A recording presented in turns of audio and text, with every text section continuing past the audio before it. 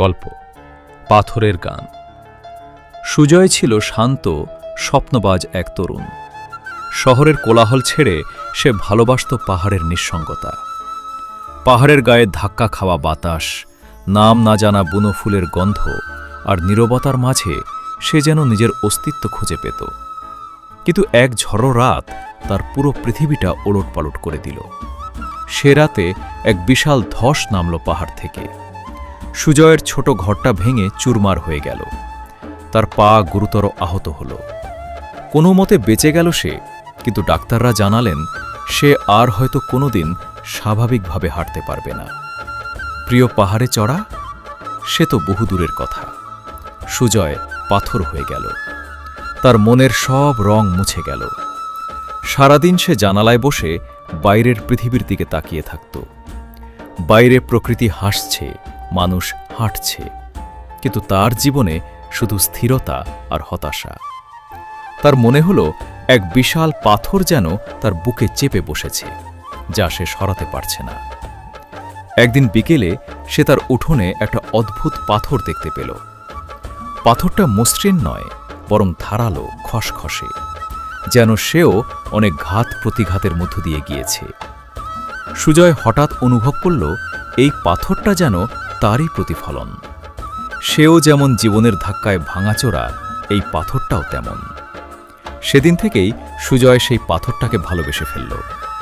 সে পাথরটা দিয়ে কিছু একটা তৈরি করতে চাইল।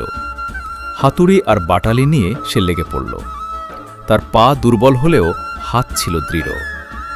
প্রতিটি বাটালির আঘাতে সে তার হতাশা, রাগ আর দুঃখ উগরে দিত। ভাঙা পাথরটা ধীরে ধীরে রূপ নিতে শুরু করল। দিন যায়, সুজয়ের উঠোন পাথরকুচি দিয়ে ভরে ওঠে, কিন্তু তার চোখ জ্বলছে এক অদ্ভুত আলোয়। অবশেষে এক পূর্ণিমা রাতে তার কাজ শেষ হল। পরদিন সকালে গ্রামের মানুষ সুজয়ের উঠোনে ভিড় করল। তারা যা দেখল তা দেখে তাদের চোখ ছানা পড়া। এক বিশাল অমসৃণ পাথরের ভাস্কর্য। একটা মানুষ এক বিশাল পাহাড়ে চড়ছে, যার মুখে জয়ের হাসি। পাথরটার গায়া যেন রোদের ছটা পড়ে কথা বলছে। মানুষেরা স্তম্ভিত হয়ে গেল। তারা সুজয়ের ভাঙা পা দেখেছিল, কিন্তু তার ভাঙা মন দেখেনি। তারা আজ তার মনের জোর দেখল। সে পাথরটাকে রূপ দেয়নি, সে তার নিজের আত্মাকে রূপ দিয়েছে। সে তার অক্ষমতাকে হাতিয়ার করে এক বিশাল সৃষ্টি তৈরি করেছে। সুজয় এখন জানালায় বসে না, সে তার উঠোনে বসে তার সৃষ্টির দিকে তাকিয়ে হাসে। তার পা এখনো দুর্বল, কিন্তু তার মন আজ পাহাড়ের চেয়েও অজেয়। গল্পের উদ্দেশ্য ও বার্তা। এই গল্পটি আমাদের শেখায় যে জীবনের প্রতিটি বাধা, প্রতিটি কঠিন পরিস্থিতি আসলে আমাদের মনোবল বাড়ানোর এক সুযোগ। সুজয়ের ভাঙা পা তার দেহকে স্থির করেছিল, কিন্তু তার মনকে নয়।